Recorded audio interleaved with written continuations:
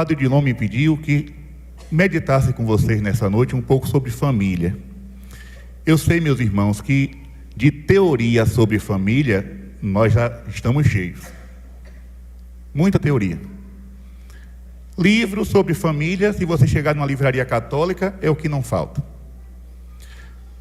Palestras sobre família, misericórdia. Documento da igreja, só João Paulo II, acho que foi o que mais escreveu sobre família. O padroeiro de vocês. Nós já sabemos que a família é importante, que a família é de Deus. Já sabemos que a família é a célula vital da sociedade. Mas o que a gente precisa entender é o significado, o sentido de família na prática. O que é família no dia a dia? Alguém pode dizer assim, mas padre, o senhor não tem como falar de família não, porque o senhor não é casado. E eu nasci de um pé de banana, foi? Não. Eu vim de uma família. Todo padre é fruto de uma família. Eu tenho um pai e tenho uma mãe, graças a Deus. E outra, eu posso dizer aqui sem medo de errar, eu garanto a vocês que eu, padre Odilon e qualquer padre, entende mais de família do que vocês. Porque você entende da sua família, da sua casa, e a gente ouve todas. Se chegar 100 pessoas no meu confessionário, 99 veio falar de problema de família. Ô padre, e a outra que não falou, veio pedir medalha milagrosa. Mas 99, problema de família. Ou é a mulher falando do esposo, o esposo falando da mulher, ou é falando dos filhos, os filhos falando dos pais, e é aquela panela. E o sacerdote tem que estar ali, cheio do Espírito Santo de Deus, para dar a palavra certa, na hora certa e do jeito certo. Então, meus irmãos, falar sobre família é bom demais. Agora, viver em família é que está o nó da questão. Por quê? Família, como é que começa uma família? É quando duas pessoas, com dois temperamentos diferentes, com duas formas de pensar, duas cabeças diferentes, decidem morar debaixo do mesmo teto. E quando os filhos nascem, cada um nasce com o seu jeito, com o seu temperamento. Aí você imagina como é que essas pessoas vão viver dentro de uma casa em paz. Como é? Como é que a gente faz, padre, para não ter confusão, para não ter uma discussão, para não ter um atrito, minha gente? Para a gente chegar nesse nível de família, temos que exercer muitas virtudes. E virtude, a gente sabe, virtude se adquire. Virtude não é uma coisa natural. Não.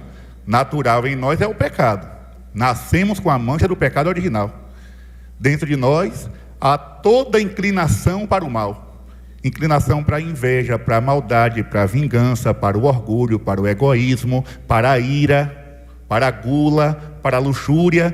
Tudo que há de ruim em nós tem uma sementinha, uma inclinação. Agora, virtude, paciência, é lutando que se adquire. Sabedoria, com o joelho no chão, que se adquire. Então, se a gente não busca a virtude, dificilmente vamos viver bem em família. Se a gente observar a Sagrada Escritura, gente, os modelos de família que tem na Bíblia é uma bagaceira. Leia a Sagrada Escritura. Por que eu gosto da Bíblia? Padre, o senhor gosta porque é a palavra de Deus, claro. Mas é também porque a Bíblia, ela não mascara a realidade. A Bíblia é um livro claro, direto. Ela fala tudo o que tem que falar. Primeiro casal da história, Adão. Aí você pode dizer, padre, eles viviam tão bem. Viviam uma bexiga. O primeiro casal já começou brigando os dois. Quase que se embola no chão, na porrada. Padre, onde é que está escrito isso? Basta a gente meditar. Os dois estavam lá no paraíso. Daqui a pouco chega a serpente Eva, vem cá, coma aquele fruto ali. Não, Deus disse para não comer. Deixe de ser besta, uma vez só, que mal vai fazer? A tentação não vem assim? Vai lá, menino, uma vez só, que mal faz? Eva, feita uma besta, vai lá e come. E não se contenta em pecar sozinha, chama o marido. Vem cá, Adão, come um pedacinho. Deus me livre, Nossa Senhora me defenda. Deixa de ser besta, Adão, um pedacinho só eu comi aí, não teve nada demais. Adão, feito um besta, foi lá, comeu. Daqui a pouco viram que estavam nus, ou seja, perceberam que estavam em pecado. E quando Deus se aproximou, aí os dois começaram a brigar. Está vendo? Agora por tua culpa, Deus vai puxar minha orelha. O que foi, Adão, que aconteceu? A mulher que tu me deste, ou seja, não é mais minha, né? A culpa é de Deus. A mulher que o Senhor me deu, foi ela que me levou a pecar. Ou seja, o primeiro casal já começa brigando. E os filhos desse casal, um mata o outro. Oh, que família linda! Que modelo de família maravilhoso. Um filho assassino, o pai e a mãe pecadores. Minha gente, vamos para Noé. Noé, vocês sabem a história. Deus olhou para a humanidade, não viu ninguém bom. Olhou para Noé e disse: Noé, eu vou salvar a tua família. Vou acabar tudo em água, mas a tua família eu salvo. Entra na arca, você, sua mulher, seus 3 filhos e a esposa dos 3 filhos. As esposas. E leva também um casal de cada bicho. Um casal de barata, um casal de rato, um casal de muriçoca, um casal de chikungunya, né? E um casal de rã, que lá na minha terra a gente chama de giote. Pois bem, quando as águas baixaram, vai dizer a Sagrada Escritura, quando a arca, né, assentou em terra, Noé achou que estava tudo bem, foi comemorar, pegou um litro de Campari, tirou a tampa e foi beber um golinho só. Só que aí ele ligou o rádio. Na rádio foi sintonizado, deu a Rádio Clube de Feira de Santana. Estava tocando lá Tairone Cigano. Doméstica, o Brasil inteiro ama. Aí ele disse: agora eu vou ter que secar o litro. Bebeu o Campari todo. Noé ficou bêbado ao ponto de ficar nu. Ô padre, o senhor está inventando isso, né? Não, vai ler a Bíblia, está lá no livro do Gênesis. Tairone Cigano não está não, mas Noé bebeu e ficou nu. E chegou em casa assim, levado pelos filhos, carregado pelos filhos, em estado de embriaguez. O homem que Deus salvou do dilúvio. Não é assim que muitos homens chegam em casa no domingo de noite? Trocando as pernas? E muito no outro dia, na segunda-feira, está no texto dos homens: ó mãe e rainha do Santo Rosário, te apruma, filho de Deus. Toma juízo. Vamos agora para um outro homem escolhido por Deus. Já falamos de Adão e Eva, Noé. O outro, Abraão. Vocês sabem a história de Abraão. Abraão e Sara, os 2 velhos, não podiam ter filhos. A realidade de muitos casais. Eu devo conhecer na faixa de uns 30 casais, amigos próximos, que rezam dia e noite. Não tem mais novena que faça para poder ter filho. É um mistério. Por que Deus não dá? Fica a interrogação, né? Mas eles continuam rezando. Sara, vendo que não ia ter filho, disse para Abraão: vê se tu consegue ter um filho com a escrava. Ou seja, incentivou o marido ao adultério. Abraão disse: eu não queria não, mas tu está mandando, né? Eu vou. Foi lá, deitou, rolou, a escrava fica grávida. Quando a escrava fica grávida, ela começa a tirar onda com a cara da patroa, porque a rivalidade feminina é um fogo, é terrível. Aí tá vendo? Tu que é mulher dele não deu filho, olha eu aqui com o meu. Sara disse: puxe daqui você e seu filho. Ou seja, a família de Abraão, o nosso pai na fé, o nosso grande patriarca, começou assim. Nessa lambança, nessa bagunça. Padre, onde é que o senhor quer chegar com essa história? Calma que a gente chega lá. Vamos para Davi. Davi, o rei ungido por Deus, escolhido por Deus. Estava em casa, no palácio, no alto da torre. Olhou para baixo. Estava lá uma fonte. E na fonte, uma mulher muito bonita tomando banho, um Betsabeia. Uma mulher alta, corpão. E se ela estava tomando banho com roupa, é que ela não estava, né? Davi, cresceu o olho. Que mulher é aquela? Aí o empregado disse assim: é a mulher de Urias. Traga ela para mim. Rei Davi, meu rei, não posso, é a mulher de Urias. Quem manda aqui sou eu, rapaz, traga. Trouxe Betsabé. Os dois pecaram e o fruto veio logo depois. Davi, loucamente apaixonado por aquela mulher casada, pensa em como se livrar do marido. Ia ter uma batalha, ia ter uma guerra. Aí Davi disse assim: coloca Urias na frente, porque quando a flecha vem de lá para cá, o primeiro que morre é ele. O primeiro que sobra é ele. E assim aconteceu. Urias foi para a batalha, foi logo na frente, morreu. E Davi achou que estava tudo beleza. Agora eu estou com essa mulher linda, ela é viúva, né? Só que o profeta Natã vai fazer uma visita ao rei Davi e desmascarar o rei. E ainda faz uma profecia: Deus está mandando te dizer que esse filho vai morrer. Aí Davi faz penitência, Davi se ajoelha, Davi se cobre de cinza, Davi fica 3 dias de jejum, não adianta, o menino morre. Porque o salário do pecado é a morte. O salmista vai dizer que um abismo atrai outro abismo ao fragor das cascatas. Ou seja, um pecado leva a outro. E se a pessoa não se converte e arranca o mal pela raiz, daqui a pouco ela já vira um demônio, totalmente distante de Deus. Ah, não, é um pecadinho, isso aqui não faz mal não. Não, isso aqui é bobagem, isso aqui Deus releva, isso aqui não sei o quê. Olha, gente, uma gota de água num balde não resolve nada não. Agora, se deixar o balde na goteira, no final do dia está derramando. Assim é um pecado em nossa alma. Uma coisinha boba, que a gente não confessa, que a gente acha que é natural, que a gente acha que é normal, vai acumulando, acumulando, acumulando, daqui a pouco a nossa alma está enegrecida, manchada pelo pecado, nas trevas, na escuridão. Tenhamos cuidado. Então Davi, ele cometeu esse grande pecado contra Deus, um pecado de adultério e de assassinato.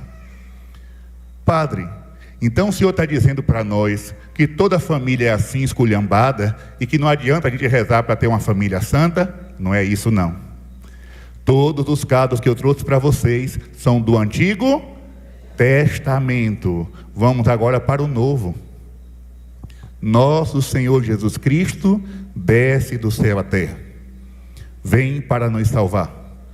Vai dizer a oração do ofício de Nossa Senhora: para que o homem suba às sumas alturas, desce Deus do céu para as criaturas. E quando Deus desce do céu para as criaturas, Ele desce no seio de uma família, e uma família completamente santa: José e Maria.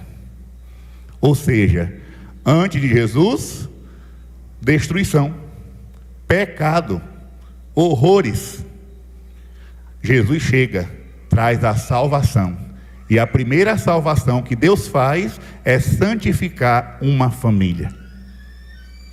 No livro do Gênesis, a primeira coisa que Deus faz em relação à humanidade, criar a família, Adão e Eva. Jesus, quando vem nos salvar, a primeira coisa que Ele faz é santificar uma família, José e Maria. Então, meus irmãos, a nossa família não é para se espelhar nos exemplos ruins do Antigo Testamento, mas é para se espelhar na Sagrada Família de Nazaré. Talvez você diga assim: mas padre, nós somos feitos do mesmo barro que Adão, que Davi, que Noé, que Abraão, que essa turma toda. Eu sei, gente, eu também sou. Somos frágeis como o barro, viemos do pó e ao pó retornaremos. O próprio Jesus vai dizer lá no Horto das Oliveiras: vigiai e orai para não cair em tentação, porque o espírito é forte, mas a carne é fraca. Nós sabemos disso.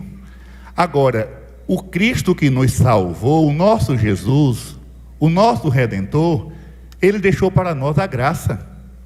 E a graça se manifesta de forma profunda, substancial, essencial nos sacramentos da igreja.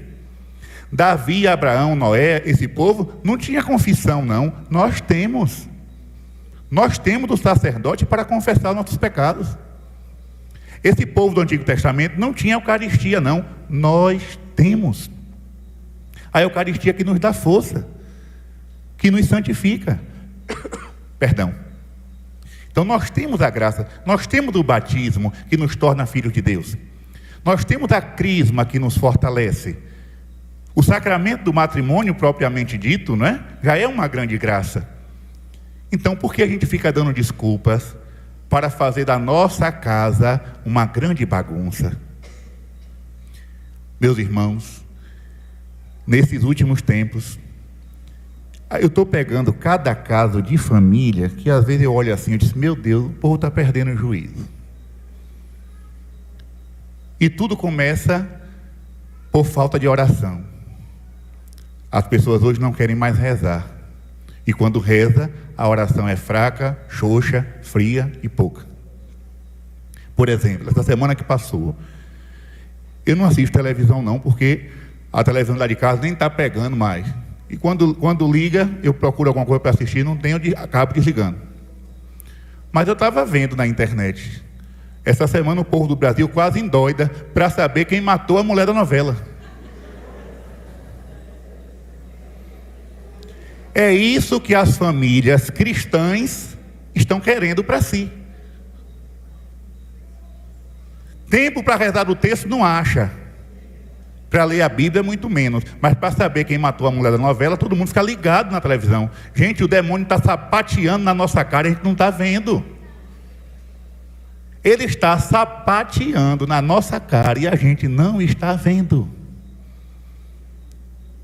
Hoje não existe mais uma palavrinha que era muito valiosa e que hoje não existe mais: respeito. A esposa não respeita o marido não respeita a esposa, os filhos não respeitam os pais não respeitam os filhos. É uma casa construída sobre areia, gente. Quando chega um casalzinho lá na paróquia de São Roque, diz assim, ô padre, um casal de jovens, né? Ô padre, nós queremos nos casar e queremos que o senhor faça a celebração, dê a bênção. Dá logo uma pena, meu coração fica logo apertado.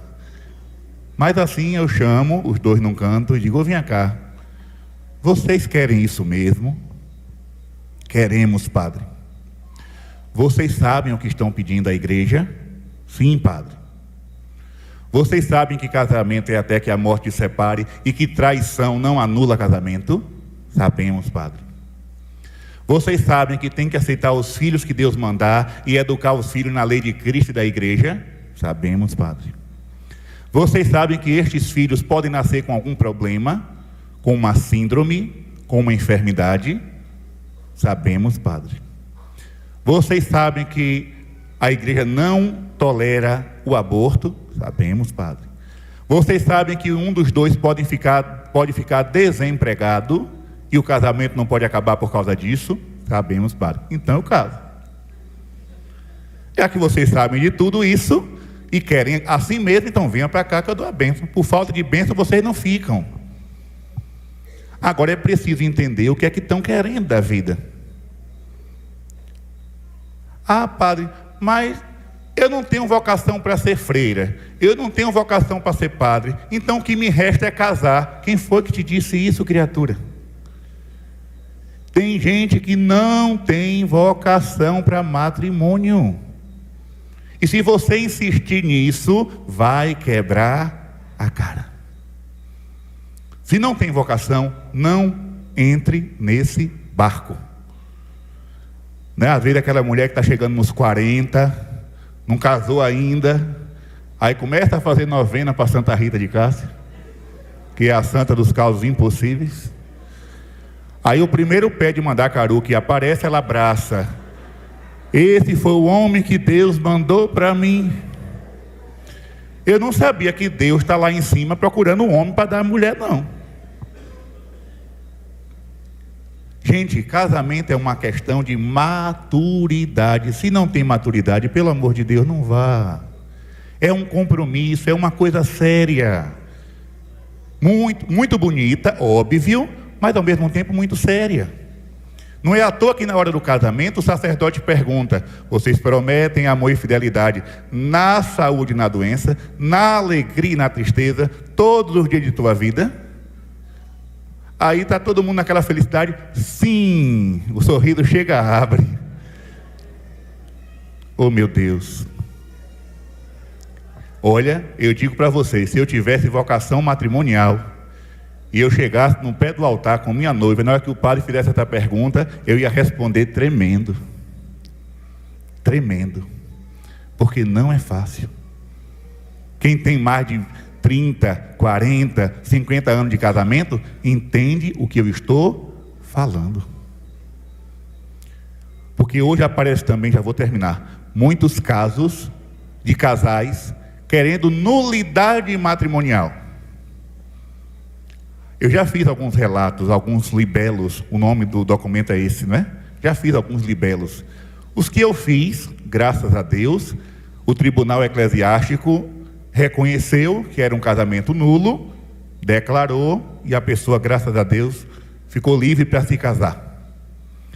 Mas a maioria dos casos que chegam não é de nulidade matrimonial. Eu pergunto: como foi o namoro? Uma maravilha. Como foi o noivado? Uma beleza. Como foi o dia do casamento? Tudo ótimo. E por que nulidade? Ah, porque depois de 5 anos houve uma traição. E aí? Quem foi que disse que isso é caso de nulidade? O homem e a mulher precisam ter vergonha na cara. Vergonha na cara. E saber que essas coisas não são de Deus. Não são de Deus. O homem casado deve prometer fidelidade à sua esposa, assim como a mulher. Agora, os dois também precisam viver em paz, para que essa fidelidade seja facilitada, para não fazerem como o casal, que uma vez me procurou, isso já há uns anos atrás. O casal, quando vai se confessar, é sempre assim: a mulher manda o marido na frente. Para quê, padre? Ela manda o marido na frente, para depois ela vir endossando o que ele falou. Eu já sei. Aí vem o pobre do homem, triste: ô padre, traí minha esposa. Está bom, meu filho, vamos pedir a misericórdia de Deus, etc, etc e tal. Daqui a pouco lá vem a mulher: padre, ele contou, não foi? Digo: não sei de nada. Confissão é individual. Eu não estou aqui para revelar pecado de ninguém. Não, padre, mas foi isso mesmo, eu vim aqui para dizer que ele me traiu e não sei o que, não sei o que, não sei o que. Então, minha filha, o pecado dele já foi dito. Agora fale um pouquinho do seu. E aí, quando eu fui indagando a vida dela, mexendo um pouquinho lá, ela confessou: padre, há 2 anos que eu me nego para meu esposo. Eu disse: pronto, então ele não casou, ele estava morando com uma freira. Vocês estão entendendo, gente? Eu não estou querendo aqui justificar uma traição, mas cuidado para você não favorecer isso, não colaborar com isso. Não faça como a outra que chegou para mim: padre, eu briguei com meu esposo. Mas por que, minha filha? Porque ele me procura todos os dias. O povo traz umas coisas para mim que eu fico dizendo: isso aqui não é meu departamento não, gente. Eu não entendo dessas coisas não. Mas aí o povo traz: ah, porque o meu esposo me procura sempre às 3 horas da manhã. Mas repare, não, isso até então não tem nada de mal, tem nada de errado. Mas eu disse a ele que nessa quaresma eu não vou acordar, porque eu vou rezar o rosário com o Frei Gilson. Aí eu perguntei para ela: minha filha, não tem outra hora para rezar esse rosário não? Esse rosário só vale se rezar de madrugada. Minha filha, pelo amor de Deus, quando você se casou, você não prometeu à igreja que ia rezar live não. Você prometeu que ia ter comunhão de amor com seu esposo. Então são essas coisinhas que a gente acha que é bobagem, mas que lá na frente pode dar um problema. Um problema.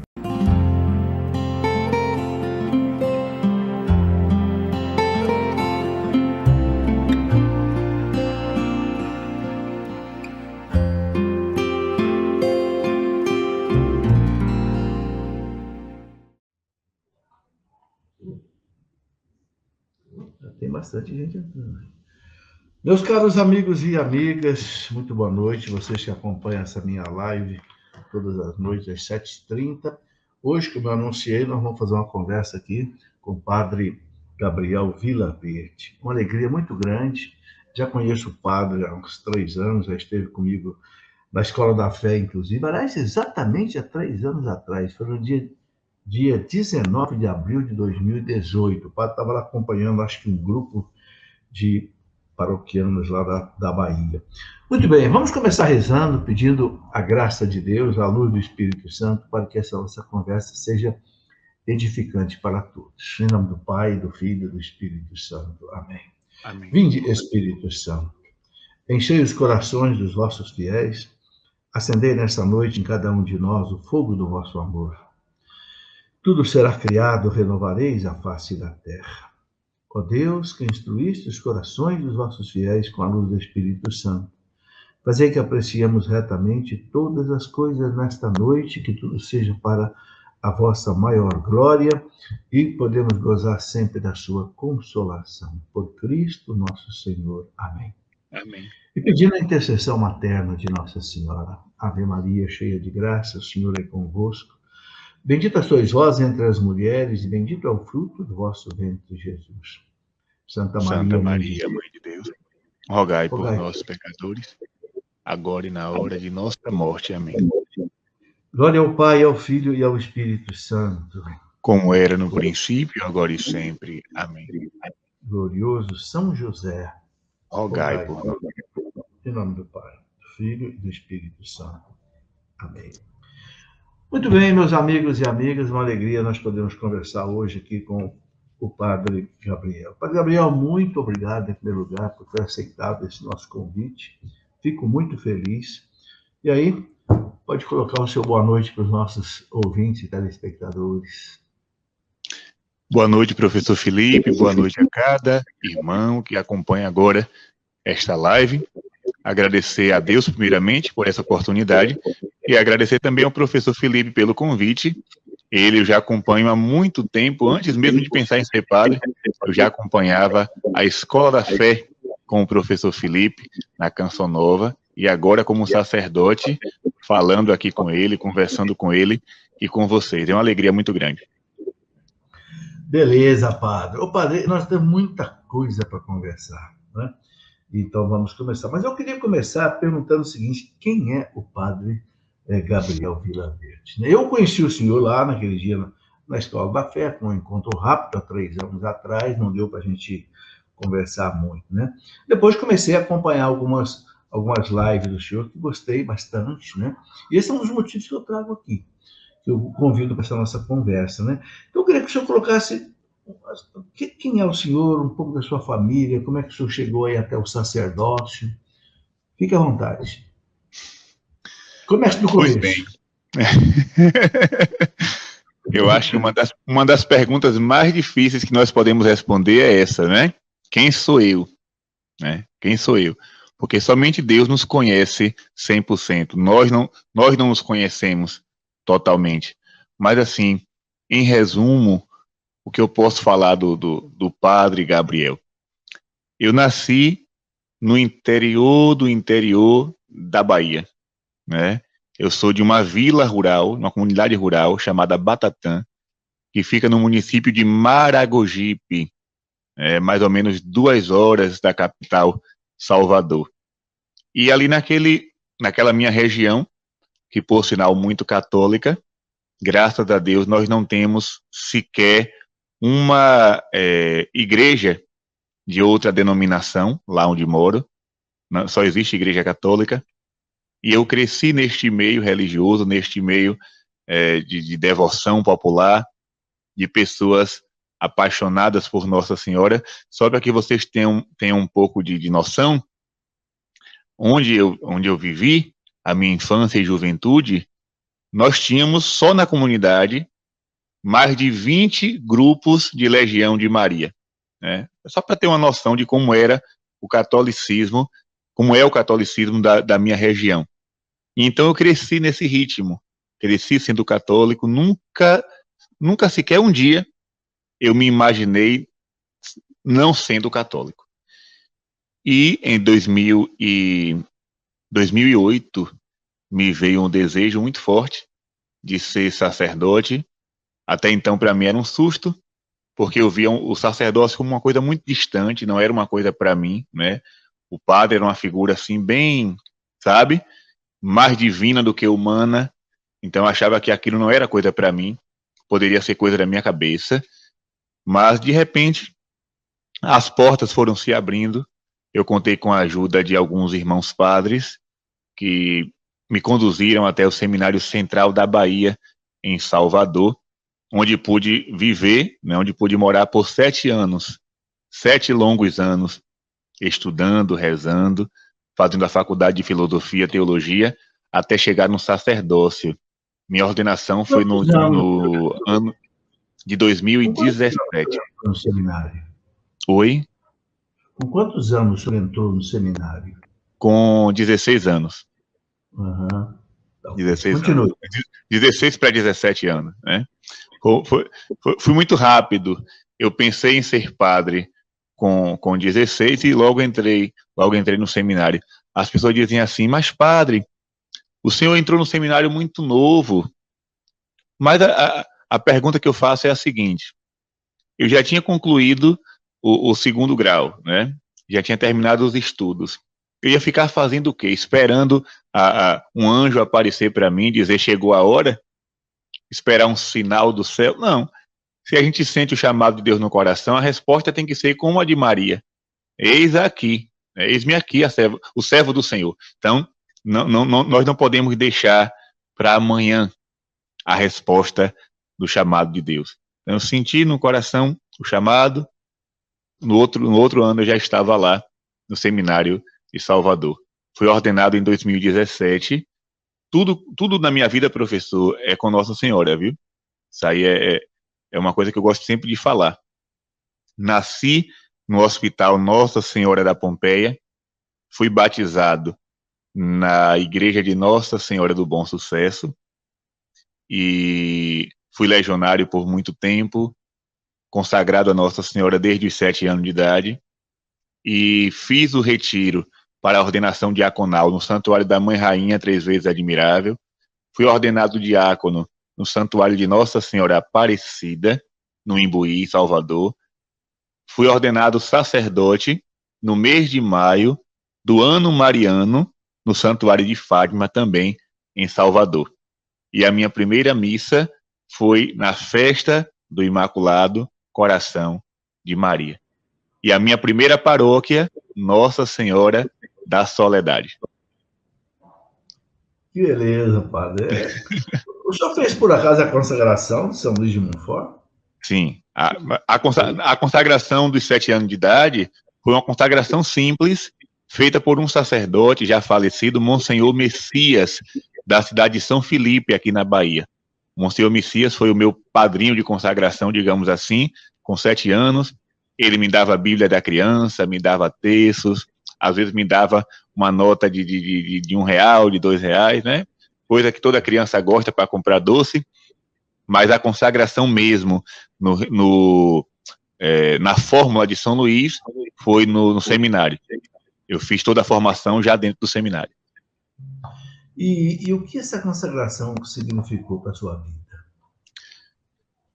Para mim, que já era devoto de Nossa Senhora, foi algo a mais, né? Ou seja, solidificou ainda mais a minha devoção, aumentou o meu amor, o meu carinho pela Virgem Maria, e eu percebi, claro, já existia, mas eu percebi uma aproximação maior dessa figura extraordinária que é a Mãe de Jesus. Eu sinto muito forte a presença dela na minha vida a todo instante. A qualquer momento que eu chamo por Nossa Senhora, ela nunca deixou de me socorrer. O padre, o senhor fez o seminário em Salvador, né? A gente sabe que no Brasil se disseminou muito nos seminários a teologia da libertação. Isso é algo que eu acompanho desde 1970, combato. Combato por quê? Porque eu vi os frutos negativos da teologia desde 1970, aquele episódio Boff no Vaticano, e etc, etc. O senhor não sofreu essa influência lá no seminário? Olha, diretamente não, porque o seminário, né, de Salvador não é regido por essas ideias, né? Meus formadores, reitores, graças a Deus, todos eles não eram encharcados, digamos assim, de teologia da libertação. Eu ouvia na faculdade, né, alguns comentários, né, alguns professores leigos e até mesmo sacerdotes que beberam um pouco dessa água suja, digamos assim, e falavam assim algumas coisas, indicavam alguns livros, mas eu já entrei no seminário com a orelha em pé, né? Isso fez uma grande diferença. Eu já entrei no seminário sabendo, supondo, né, e depois fui aprofundando mais ainda o que era a teologia da libertação. Então eu aproveitei aquele tempo para mergulhar de cabeça no conteúdo verdadeiramente católico, na verdadeira doutrina da igreja, na teologia dos santos, que para mim é a melhor teologia, e foi assim que eu pude viver o meu tempo de seminário, eu e os meus colegas. O padre, o senhor é um padre muito novo, o senhor é uma criança, né? Tem 29 anos, né? Eu já tenho quase 3 vezes a sua idade. Mas o senhor parece mais maduro, né? Os cabelos já estão caindo um pouco, né? Mas, mas esse sinal de sabedoria, né? Agora, uma coisa interessante, né? O senhor usa batina, né? Todas as vezes que eu te vi, o senhor está de batina, né? Sabe, padre, eu sou do tempo do Concílio Vaticano II. Quando terminou o concílio, eu tinha 15 anos. E todos os meus professores, eu estava num colégio salesiano de padres, aqui na cidade de Lorena, São Paulo. E todos os meus professores eram padres, e todos usavam batina, os seminaristas todos usavam batina. Acabou o Concílio Vaticano II, acabou a batina. Mas eu acho que até, não sei, há uns 30 anos, 20 anos atrás, não via mais batina. Agora eu estou vendo que a batina renasceu. Estou vendo os padres da Canção Nova usando batina, os senhores usando batina, vários padres novos usando batina. Por que o senhor optou por usar batina? Nesse Nordeste quente? Voltando rapidamente a essa questão da idade, né, mental, digamos assim. Uma vez eu fiz um teste, professor, esses testes que aparecem aí de vez em quando na internet, para descobrir qual era a minha idade mental. E aí a minha idade deu 94 anos. Ou seja, um jovem... Muita experiência. Um jovem com a idade mental de 94 anos, mas posso fazer nada, né? E aí, o que foi que me fez usar a batina? Eu gosto muito, professor, de observar o resultado das ações, né? Eu sou muito observador. Então, eu vejo o fato e observo o que acontece, né, como fruto, como consequência daquele ato, daquele... Então, assim, eu observei que a batina atraía o povo de Deus. Em que sentido? As pessoas, quando eu estava no seminário, que eu usava a batina para cerimoniar uma missa, para fazer algum trabalho de missão, as pessoas olhavam, muitas pessoas na rua olhavam e faziam o sinal da cruz. Outros pediam a bênção. Outros diziam, padre, eu quero confissão. Eu dizia, eu não sou padre ainda não, reze por mim para que eu chegue lá.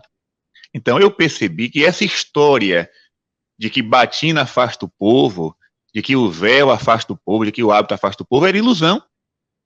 Na verdade, foi uma jogada, né, para tirar da sociedade os sinais que lembram Deus.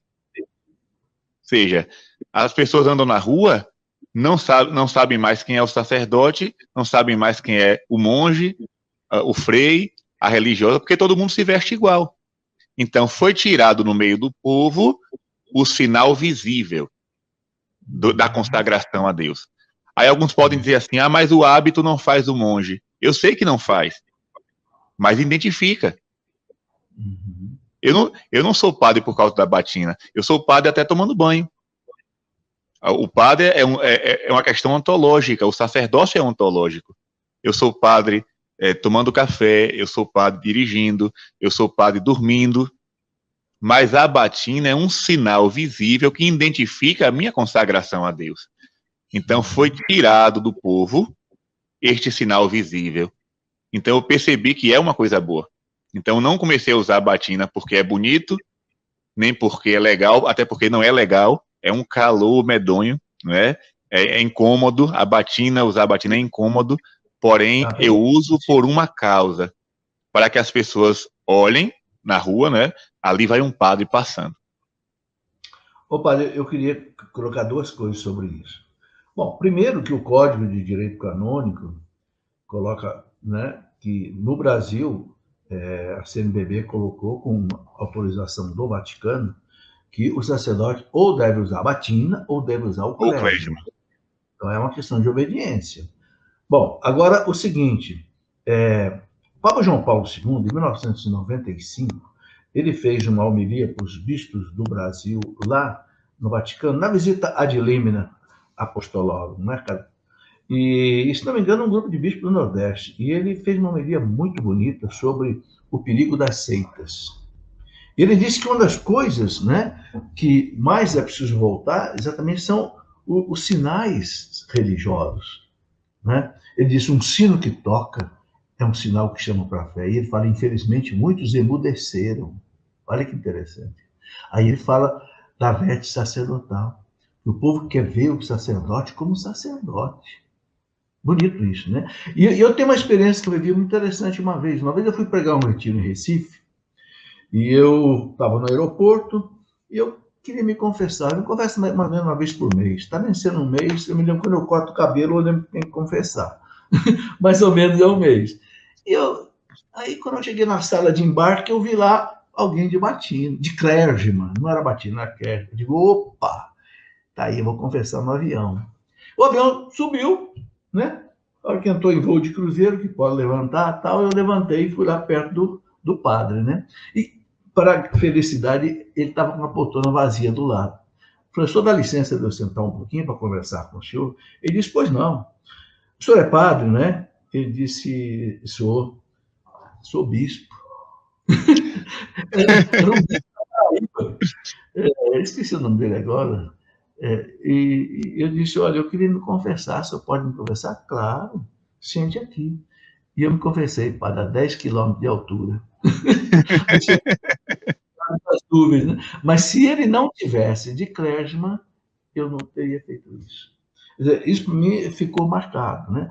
E outra coisa que eu acho, sabe, padre, o militar usa farda, o médico usa branco, o dentista usa branco, o enfermeiro usa branco, faz parte da profissão, né? Bom, mas, padre, mas vamos em frente. Outra pergunta, padre, eu tenho muita curiosidade pelo Nordeste, sabe, padre? Porque nós aqui do Sudeste fica muito longe do Nordeste, sabe? E, infelizmente, muitas vezes, o nordestino aqui, ele é meio assim, não é reconhecido no valor dele. Porque, normalmente, infelizmente, o nordestino, a maioria que vem para cá, vem para trabalho braçal, né? Então, muitas vezes, é o tal pau de arara, né? Se bem que um chegou a presidente da República, né? Mas, normalmente, assim. Então, a gente não conhece muito o Nordeste, não. Como eu tive oportunidade de ir várias vezes ao Nordeste, eu acho que fui em todos os estados do Nordeste pregar, na Paraíba, tudo. Eu percebo uma riqueza religiosa muito grande no Nordeste, né? E eu queria perguntar ao senhor por quê. Vou dar um exemplo. Um dia, um bispo da região ali de... Tem Paulista, não tem? Uma cidade chamada Paulista? Ali Tem. Paulista. O bispo de Paulista, até esqueci o nome dele, me convidou, através do Gilberto da Alba de Maria, para eu pregar um retiro para os padres da diocese. Eu fui pregar um retiro para os padres. E eu costumo levar alguns livros meus, tá? E eu levei um livro, que é um livro de orações. Aí um padre falou assim para mim, tem aí o ofício da Imaculada? Eu falei, tem. Então eu vou comprar. E comprou o livro. Aí, mas padre, por que essa pergunta do senhor?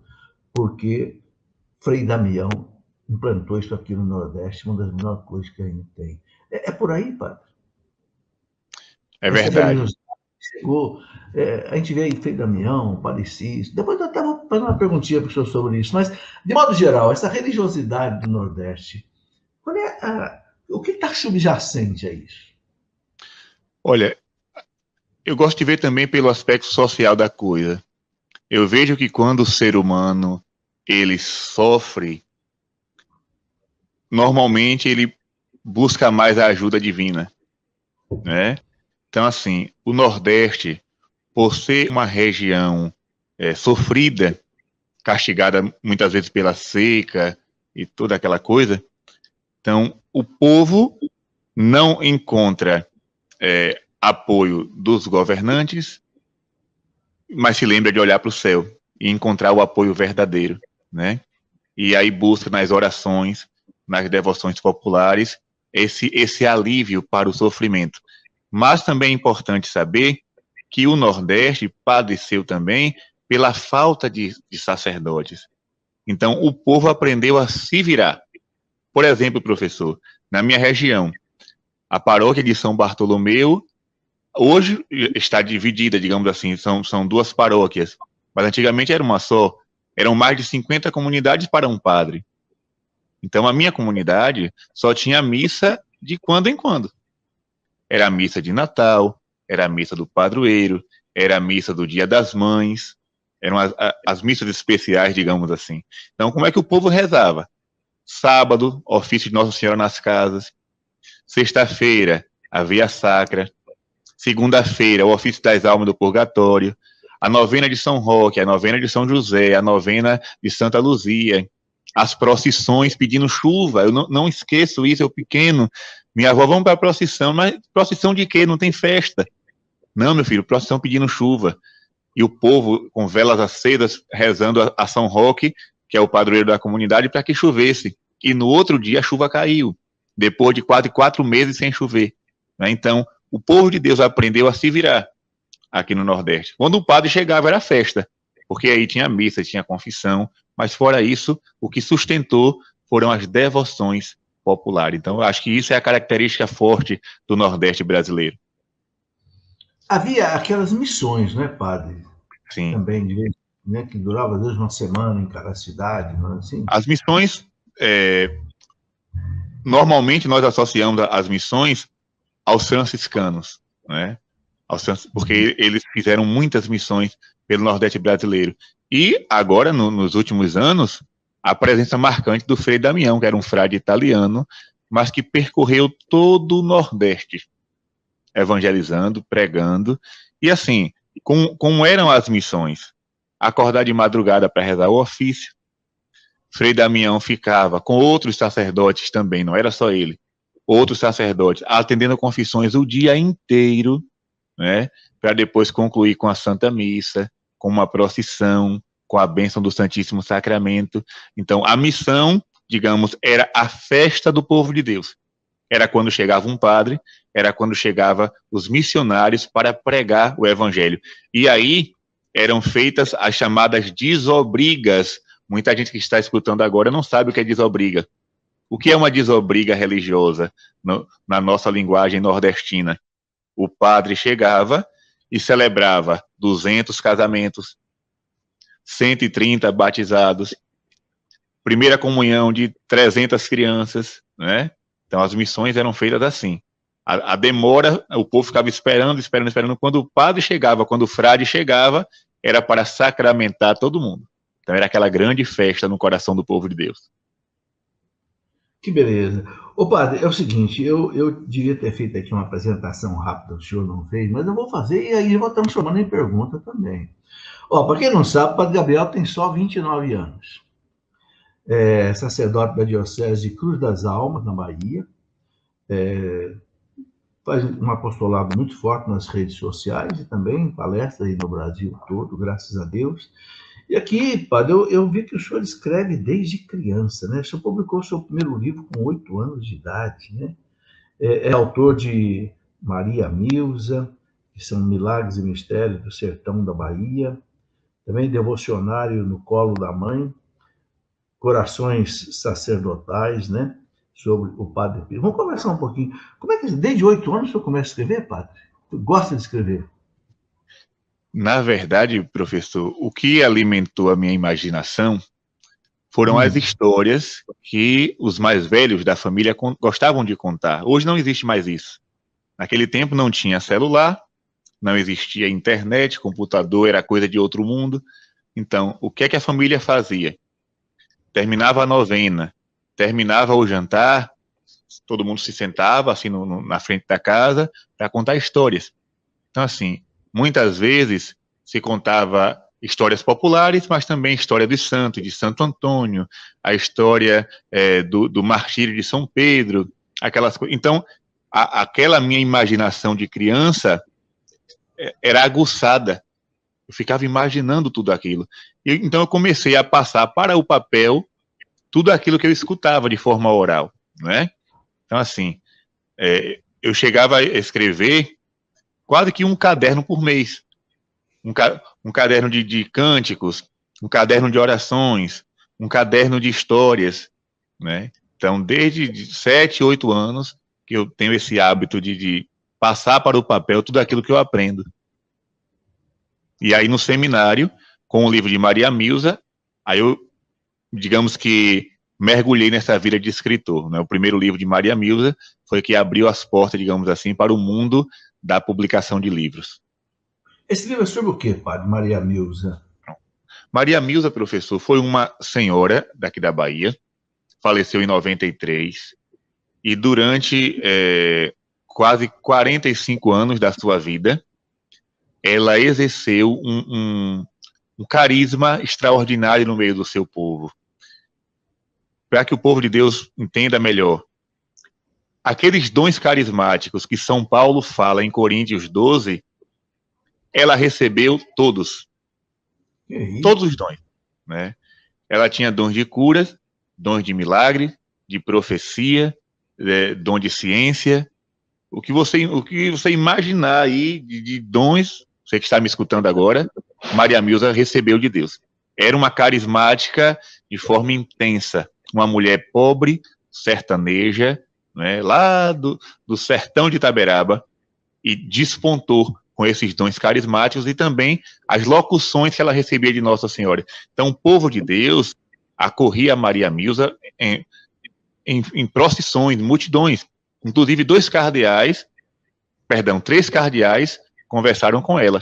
O cardeal Augusto Álvares da Silva, o cardeal Avelar Brandão Vilela e o cardeal Dom Lucas Moreira Neves. Todos 3 tiveram contato com Maria Milza e reconheceram a graça de Deus que existia naquela mulher. E isso foi que ano para as aparições? E quando ela morreu? Começou em 1955 e ela morreu em 93. E tem algum processo dela de beatificação, canonização, alguma coisa? Existe já o pedido, né? Já foi formulado o pedido. Só que a Diocese de Rui Barbosa, onde fica Itaberaba, passou agora por uma fase de transição. O bispo anterior se aposentou, né, renunciou, e o Dom Estevam, que agora é o bispo atual, está chegando agora, tomou posse em tempo de pandemia, mas eu acredito que assim que as coisas se estabilizarem, ele vai dar início a esse processo, porque de fato Maria Milza merece ser reconhecida como santa. Esse livro o senhor publicou pela editora Apacentar? Não, esse livro foi pela editora Albatroz, lá do Rio de Janeiro, foi publicado em 2016. Ok. O padre, e o Devocionário no Colo da Mãe? O Devocionário no Colo da Mãe já é uma publicação recente, né? E surgiu já aqui na paróquia, a ideia aqui na paróquia, porque eu percebia, quando tinha um momento de adoração ao Santíssimo, chegavam as senhoras do apostolado, o pessoal da renovação carismática, com uma sacola de livros. O livro do Coração de Jesus, o livro de São Miguel Arcanjo, o livro de Maria Passa na Frente. E eu pensei assim, por que não fazer um livro com todas as orações, né? Daí surgiu o Devocionário no Colo da Mãe. É um livro com diversas ladainhas, diversos ofícios, diversos textos, orações de vários santos. Inclusive muitos padres dizem para mim, olha, Padre Gabriel, o seu livro não sai da minha mão, porque tem ritual de Ezequias, tem bênção de casa, bênção de automóveis, ou seja, é um livro completo. É um livro feito para que ninguém leve 2, 3, 4, leve um só. Beleza. E o Corações Sacerdotais? Esse é seu Padre Cícero? Sim.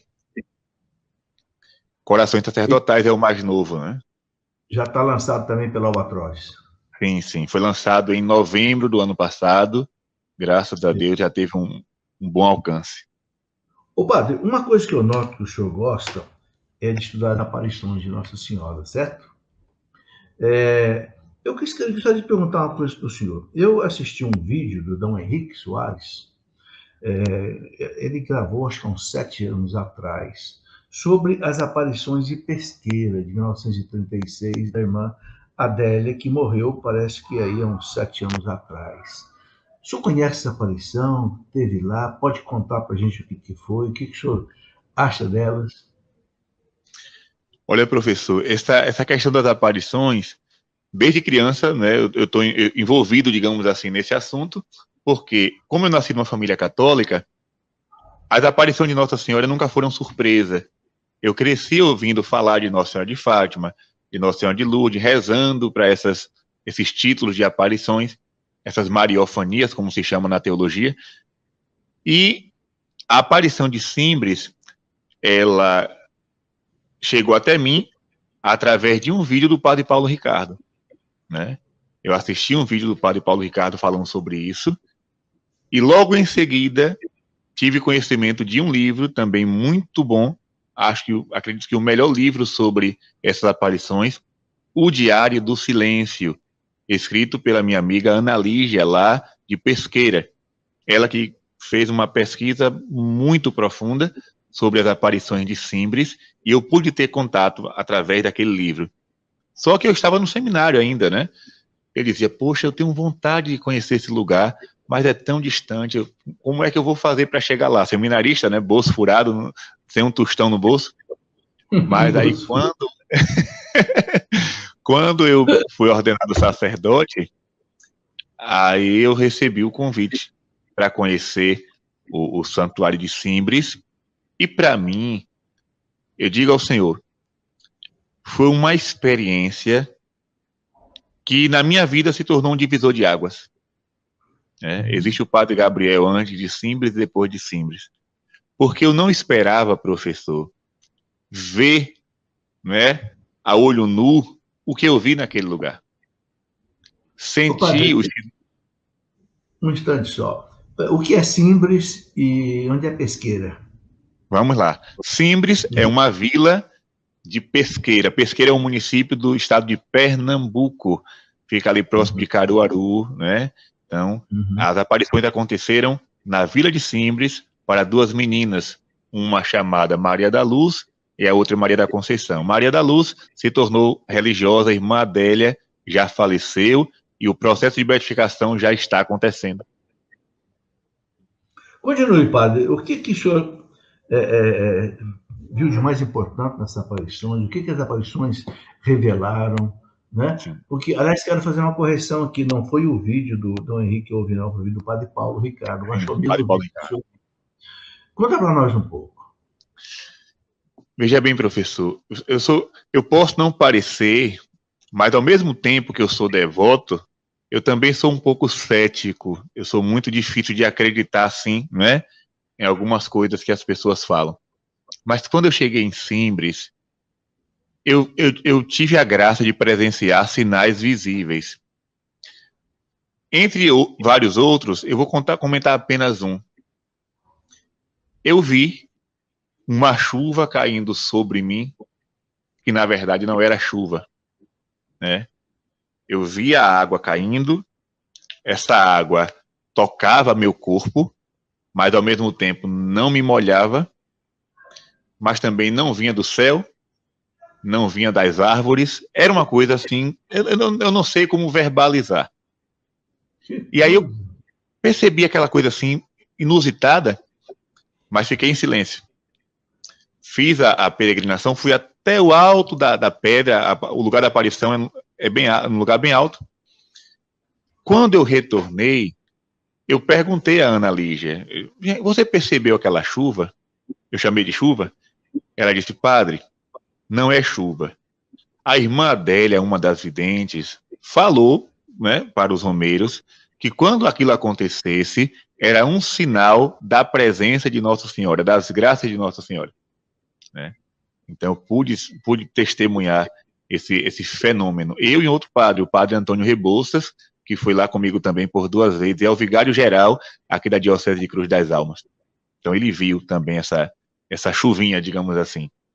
E a aparição de Simbres, professor, ela é toda voltada para os sacerdotes. Né?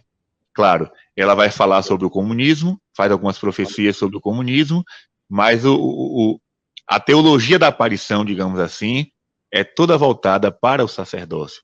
Então é uma aparição que fala diretamente ao coração sacerdotal. Beleza. Ô padre, a gente percebe o seguinte, que hoje há uma certa dificuldade, até às vezes até dentro da igreja, de conciliar um pouco a fé com a razão. De um lado, a gente vê um certo racionalismo que quer abandonar a fé. E do outro lado, um certo fideísmo que quer abandonar a razão. Né? Eu estou vendo atrás do senhor aí bastante livros, né? Quer dizer que o senhor estuda bastante, né? Agora, como é que o senhor vê esse binômio aí, fé e razão hoje? A teologia pode esfriar a fé da gente ou não? Me faz lembrar aquele precioso documento lançado pelo Papa São João Paulo II, Fides et Ratio, né? João Paulo II, ele vai nos dizer que a fé e a razão são as 2 asas que um teólogo deve possuir, né? E eu lembro também que na faculdade de teologia, o Frei Jorge, nosso professor, ele falou uma coisa que marcou profundamente, né, o meu itinerário, onde ele dizia assim, que a razão nos dá os pés e a teologia nos dá asas. Porque a filosofia, ela vai nos levando até um certo ponto, mas chega em um determinado ponto que existe um abismo. E a filosofia não pode atravessar. Não existe resposta. A filosofia não consegue dar resposta. Então a teologia nos dá asas para sobrevoar este abismo e encontrar a resposta necessária. Então não pode existir fé sem razão, nem razão sem fé. Isso é próprio de quem deseja fazer teologia, deseja aprender sobre Deus. A princípio, eu também acreditava que a teologia poderia tirar a fé das pessoas, mas eu cheguei a uma conclusão, professor. O que tira a fé das pessoas é uma teologia mal feita. Uma teologia carregada de ideologia, de descrença, né, de racionalismo. Isso sim pode tirar a fé das pessoas, como muita gente que entrou na faculdade de teologia e saiu de lá ateu. Eu conheço seminaristas, jovens que entraram no seminário com a cruz no pescoço, com o quadro da Divina Misericórdia, com o rosário amarrado no braço, e hoje não quer saber de igreja. Não quer saber de igreja, depois que fez teologia. Então fica parecendo que a teologia tira a fé das pessoas, mas não tira não. A teologia mal feita, sim, é capaz de destruir a nossa fé. Eu tive excelentes professores que foram formados em Roma, doutores, mestres, que me mostraram o verdadeiro conteúdo da fé, e que, ao invés de minar a minha fé, só fez aumentá-la. Eu penso também, sabe, padre, até queria que o senhor abordasse um pouco isso. Eu acho que além dessa questão de uma teologia ruim, uma teologia deformada, né? Eu tinha um confessor, quando eu era jovem, era um padre velhinho, né? Ele era holandês, padre do Sagrado Coração de Jesus, era holandês, veio para o Brasil, e ele dizia, professor, acontece que tem muito teólogo moderno, mais moderno do que teólogo. Ele diz teólogo moderno, mais moderno do que teólogo. Né?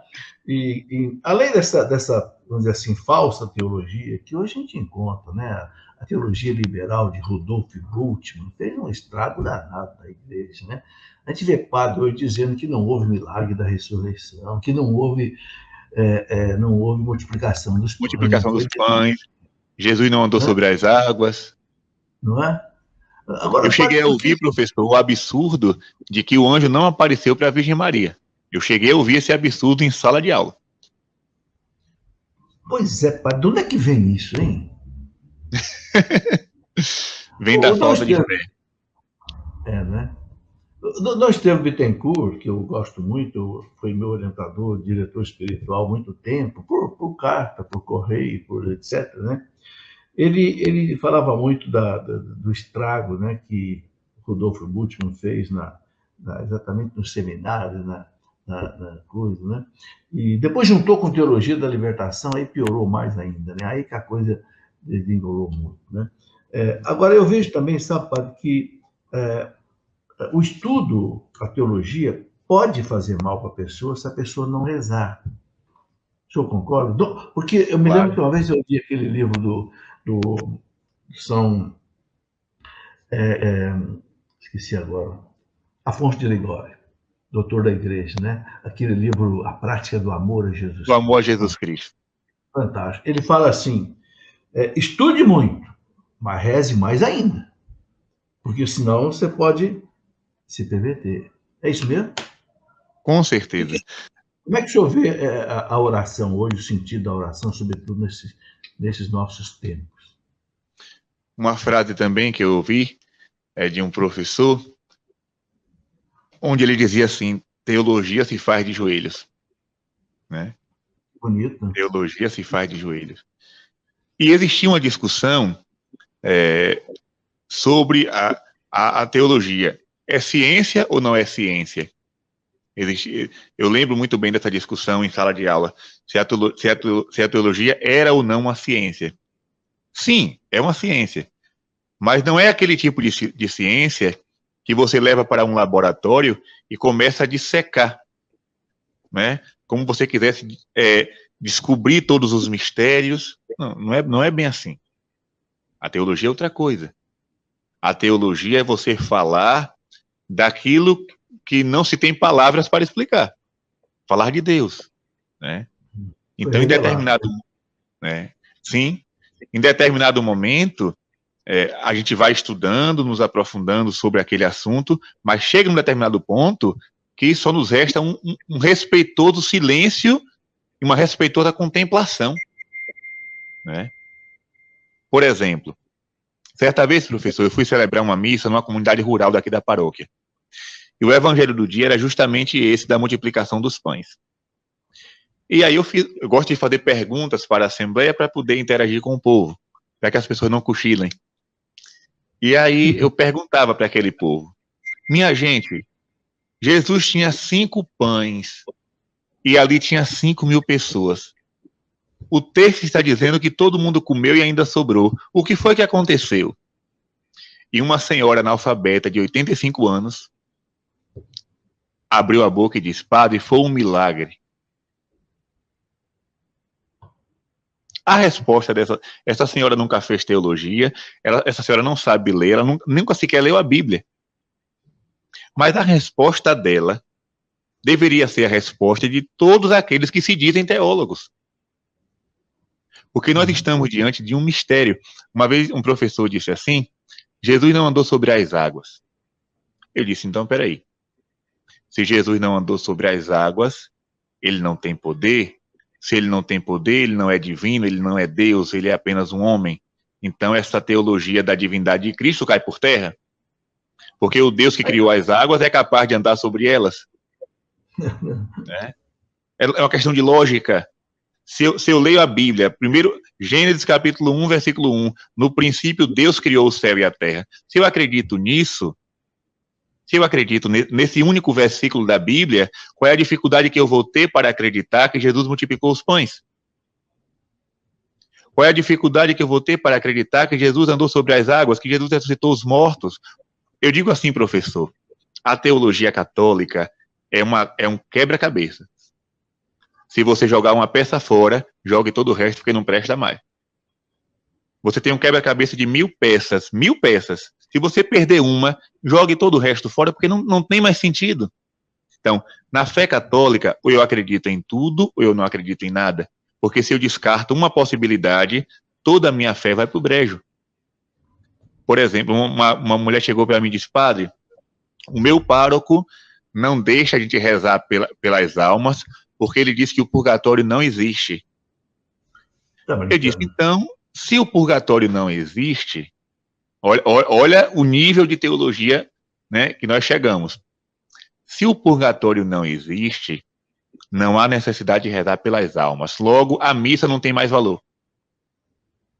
Porque a missa é aplicada pelas almas também. Nós rezamos lá: lembrai-vos ao Pai dos vossos filhos, que morreram na esperança da ressurreição.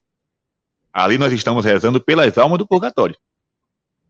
Nós não somos espíritas para fazer memória de quem morreu. Nós não fazemos memória de quem morreu. Nós rezamos pelo sufrágio das almas que padecem no purgatório. Se eu não acredito nisso, eu não acredito na realidade. Se eu descarto o purgatório, eu descarto a realidade do pecado. Se eu descarto a realidade do pecado, eu descarto a morte de Jesus na cruz. Se eu descarto a morte de Jesus na cruz, eu nego a salvação redentora. Se eu nego a salvação redentora, eu nego o evangelho. Se eu nego o evangelho, eu nego a Deus. Então eu vou tirando uma coisa: não, isso aqui não é necessário, isso aqui não tem necessidade. Você jogou uma pecinha fora do quebra-cabeça, pode jogar todo o resto no lixo. A nossa fé, ela é somada. Ou eu creio, ou eu não creio. E é muito difícil você encontrar homens que se dizem homens de Deus, mas que levam ao povo um conteúdo falso. Como diz lá Isaías: deixaram de beber da água viva para beber água de cisternas fendidas. Verdade. Ô, padre, tem pergunta aqui chegando, e o povo está interessado nas aparições. O Eclair Silva, pelo YouTube, pergunta o seguinte: sobre as aparições de Anhanguera, o que o senhor pode Anguera. dizer? Anguera, né? Anguera. É na Bahia, padre? Na Bahia.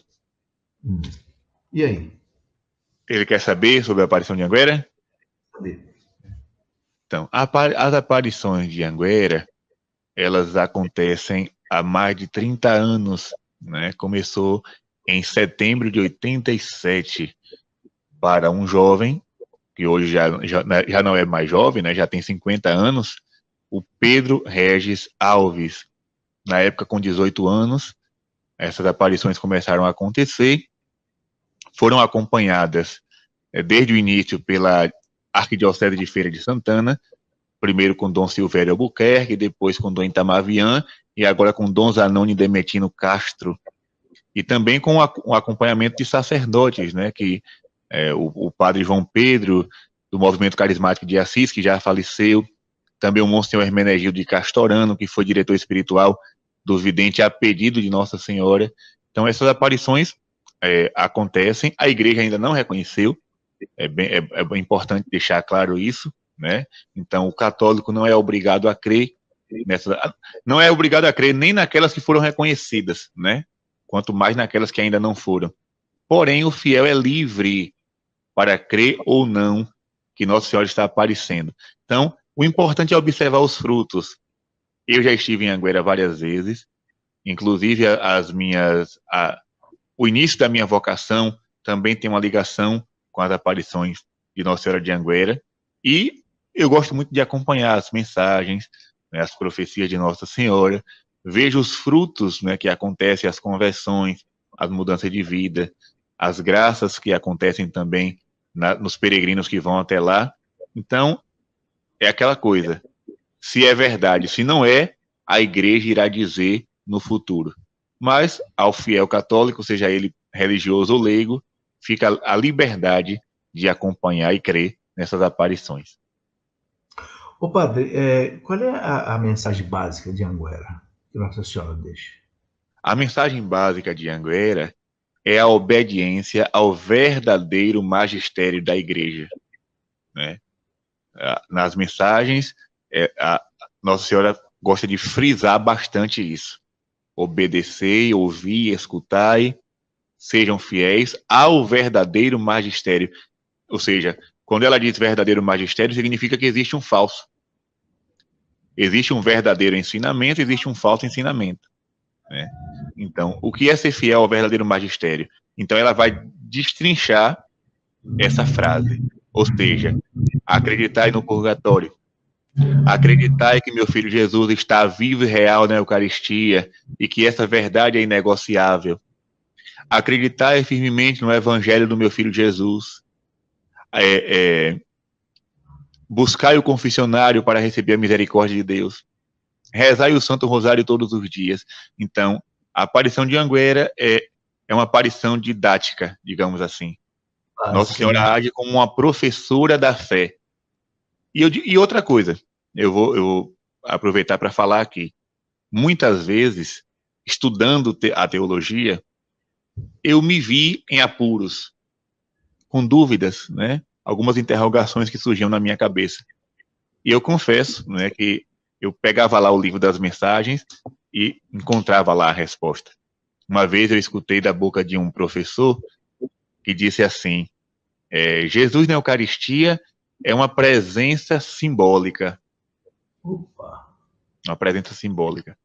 E aí, né, o jovem seminarista fica logo assustado. E aí, quando eu pego o livrinho das mensagens, Nossa Senhora vai dizer, acreditai firmemente que meu filho Jesus está vivo e real na hóstia consagrada. Aí eu digo, entre Nossa Senhora e esse novo ensinamento, eu devo escolher um, né? Então... Opa, tem uma pergunta aqui da Ionara, também pelo YouTube. Ela diz assim, qual será o motivo do silêncio, né, escondimento das aparições de Nossa Senhora em Simbres? Há algum silêncio sobre essas aparições? Na verdade, o silêncio foi da própria vidente. Porque quando as aparições acabaram, lá em Simbres, que ela se tornou religiosa, ela fez um voto de silêncio. Para quê? Para não perturbar a ordem da congregação, ou seja, as pessoas não deviam ir até Irmã Adélia para procurar a vidente Nossa Senhora. Mas ela queria ser uma freira como as outras. Então ela fez esse voto de silêncio. Só que depois de muitos anos, quando ela voltou a Simbres, ela chorou profundamente e pediu perdão a Nossa Senhora por esse tempo de silêncio. E foi a partir desta volta, desse retorno da Irmã Adélia às aparições de Simbres, ao lugar das aparições, que este movimento voltou à tona, né? Voltou à tona. O padre, olha, nós estamos publicando um livro do senhor, vai ser, se Deus quiser, no mês de maio. Esse livro já está sendo editado, a capa dele já está pronta, é esse livro aqui. A capa já está pronta, mas o livro está sendo impresso ainda. Eu tenho um clube do livro, né, que todo mês as pessoas recebem um livro novo, um lançamento, e mais um livro que já foi lançado pela editora. E o livro que o padre está lançando é esse, A Adversária da Serpente. Esse livro eu gostei muito, padre. E aqui o senhor fala muito das aparições, né? Mas eu gostaria de a gente conversar um pouco sobre esse livro, se for possível, na primeira semana de maio. Quando a gente vai ter o livro na mão, para poder lançar o livro, eu vou deixar isso aí. E eu gostaria também, padre, de uma outra conversa com o senhor. Eu vi uma live sua, acho que com o Frei Gilson, o senhor falando de Frei Damião, falando também de Padre Cícero. Achei muito interessante, sabe? São coisas que eu digo para o senhor, aqui para nós no Sul, há muito desconhecimento sobre isso. As pessoas me perguntam muito, e Padre Cícero, como é que está? Como é que não está? Está excomungado? Não foi excomungado? Vai ser santo? Olha, aqui a gente não tem informações assim claras, sabe? Então, é um assunto que eu gostaria de conversar. Também, eu gosto muito de Frei Damião. Eu não tenho dúvida que Frei Damião vai ser canonizado, né? Eu acho que já está o processo dele está andando bem. E, assim, em poucas palavras, o que o senhor diria para nós sobre Frei Damião? Depois nós vamos destrinchar a vida dele. Eu gosto de dizer, professor, depois eu vou até lhe mandar um livro do Padre Cícero para que o senhor possa, né, conhecer um pouco mais a história dele, um grande homem, um grande sacerdote, um grande santo do Nordeste, não é à toa que é tão amado até os dias de hoje, mais de 100 anos depois de sua morte. E o Frei Damião, eu costumo dizer que os santos de Deus são respostas de Deus para o mundo. Por exemplo, nós vivemos ali a década de 70, 80, 90, uma teologia da libertação arraigada, né? Em todas as dioceses do Brasil existia, né, movimentos populares. Pois bem, né? E justamente naquela época, Deus Nosso Senhor envia para nós Madre Teresa de Calcutá e Santa Dulce dos Pobres. Duas mulheres que trabalharam incansavelmente pelos pobres, fizeram muito pelos pobres, mas não eram da teologia da libertação. Então, assim, Deus fala. O povo quer ouvir a voz de Deus, como Jesus no dia da transfiguração. Eis o meu filho amado. Mas não é bem assim. Deus fala através dos santos. Todo santo é uma resposta de Deus. Então, como é que a igreja deve lidar com a situação dos pobres? Como irmã Dulce e Madre Teresa lidou, né? Então, Frei Damião, ele veio ao Nordeste, ele veio ao Brasil, também nessa época, da teologia da libertação. E o que é que Frei Damião fazia? Confessava, mandava o povo rezar, celebrava a missa, fazia penitência, falava do inferno, condenava a moda. Ou seja, Frei Damião fez o que todo padre deve fazer. Porque se falava muito, não use hábito que afasta o povo. Não fale do inferno que afasta o povo. Não fique só falando de reza porque afasta o povo. Vem Frei Damião, faz tudo isso e atrai uma multidão. Professor, quando o Frei Damião chegava numa cidadezinha do interior, a cidade se transformava em um ambiente de festa. Você pode encontrar, você está me escutando aí agora, você pode encontrar no YouTube vídeos das missões de Frei Damião. O povo chorava. Frei Damião falava e o povo chorando. As filas para se confessar com Frei Damião eram quilométricas. O povo levantava 3 horas da madrugada para rezar o ofício com Frei Damião. Então, Deus veio falar através desse homem. O que é que Nosso Senhor espera de um sacerdote? Que ele faça aquilo que Frei Damião fez. Claro, não com a mesma mística, porque cada santo tem seu diferencial. Mas o básico, o essencial do sacerdote é o quê? Levar o povo para Deus. E foi isso que Frei Damião fez. Quiseram transformar o sacerdócio como é que eu posso dizer? Num agente social, num líder político, num líder sindical. Então, Deus diz, não, vou mandar Frei Damião para mostrar o que é que o povo procura no padre. O povo não procura no padre um líder político. O povo não procura no padre um líder social. Apesar de que ele pode interferir em questões sociais pelo bem do seu povo.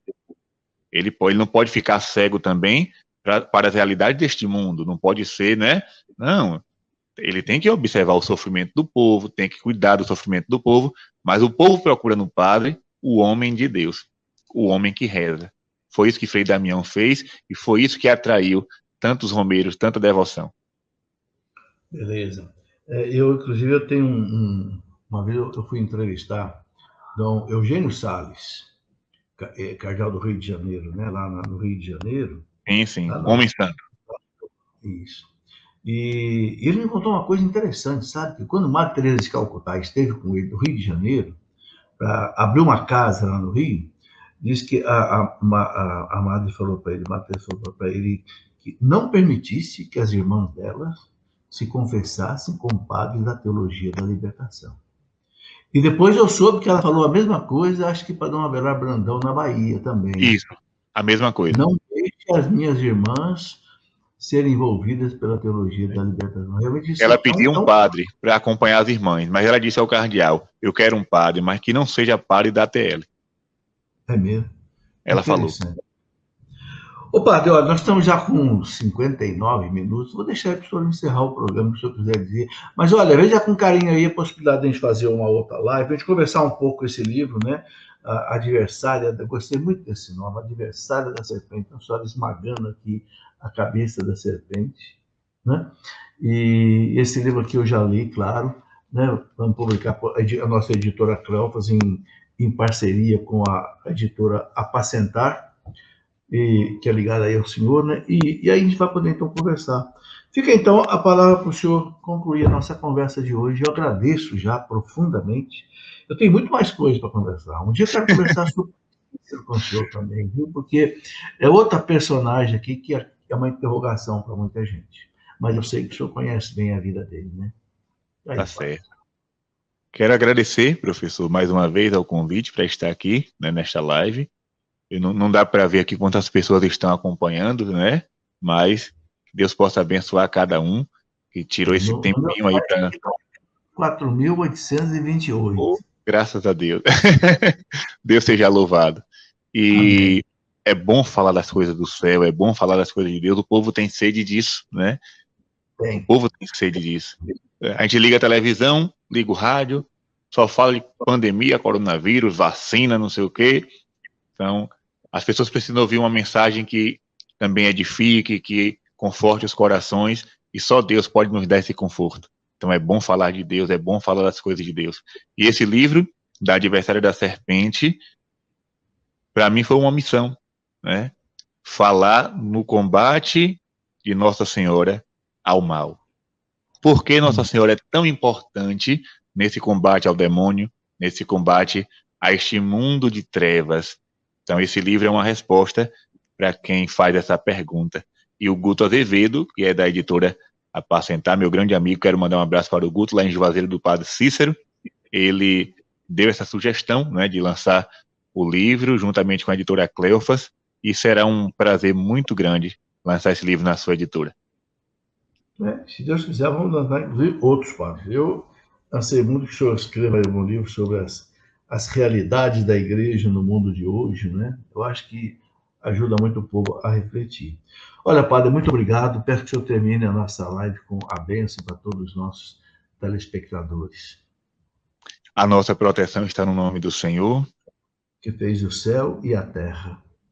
Pela intercessão de Nossa Senhora das Graças, de todos os santos de nossa devoção, desça sobre cada um de vós, de modo especial sobre a vida do professor Felipe Aquino, seus familiares, seus projetos, a bênção do Deus Todo-Poderoso, Pai e Filho e Espírito Santo. Amém. Muito obrigado, padre. Muito obrigado a todos os amigos que nos acompanharam até hoje. E vamos ter outro encontro, se Deus quiser. Um abraço a todos.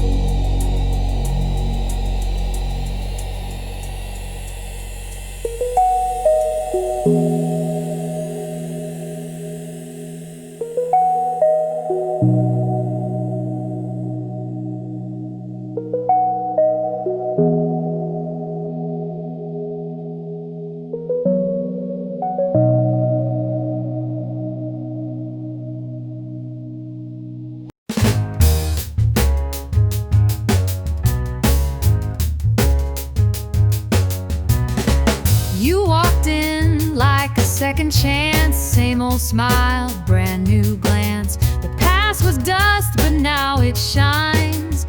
You and me, redrawn in time. This time around, I won't let go. I've learned the rhythm, I found the flow. No misbeat, no lost sound. Love feels right this time around.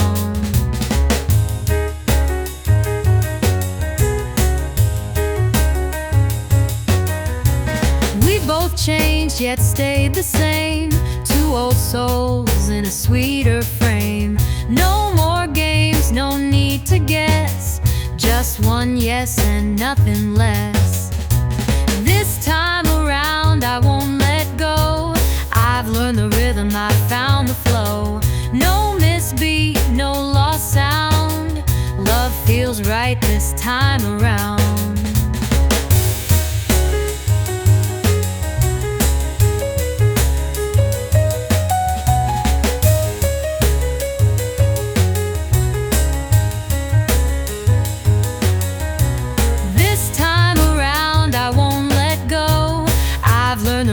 I found the flow. No misbeat, no lost sound. Love feels right this time around.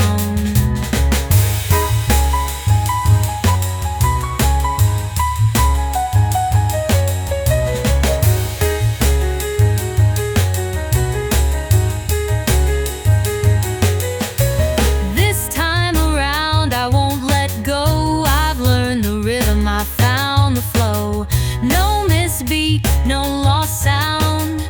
Love feels right this time around.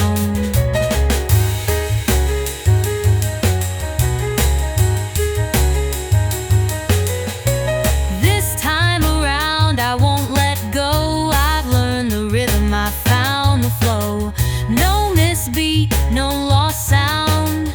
Love feels right this time around.